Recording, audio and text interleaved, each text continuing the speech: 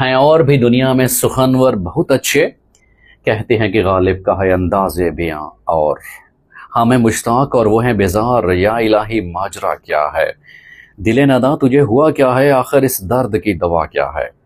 असदुल्ला खान गालिब साहब उर्दू अदब में और उर्दू और फ़ारसी में मुमताज़ शख्सियत, मुग़ल दौर हुकूमत में उर्दू और फ़ारसी में अपनी नामवर और अपनी मुमताज़ शायरी के ज़रिए अपने जितने भी क़ारीन हैं उनको अपनी तरफ मायल किया है।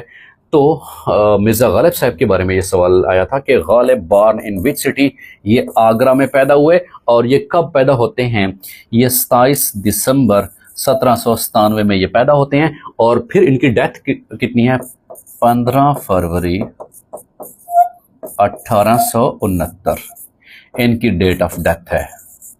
यौम विसाल इनका है, डेट ऑफ डेथ वो कौन सी डेट को है, वो है 15 फरवरी 1869 को इनकी जो डेट ऑफ डेथ है। और फिर इनकी जो पैदाइश है वो कहाँ पे है, यौम पैदाइश वो 27 दिसंबर 1797 आगरा में पैदा होते हैं और इनकी वफ़ात कहाँ पे होती है, दिल्ली में होती है। इनकी वफ़ात कहाँ पे होती है, दिल्ली में ही होती है। सो दिले नदा तुझे हुआ क्या है, आखिर इस दर्द की दवा क्या है, हमें मुश्ताक और वो हैं बेजार, या इलाही माजरा क्या है। तो ये गालिब साहब का ही कलाम है। अगले सवाल की तरफ बढ़ते हैं कि अगला सवाल कौन सा है। द नेक्स्ट क्वेश्चन वाज, अगला सवाल है कि FAO it stands for food and agriculture organization. Food and agriculture organization, agriculture organisation.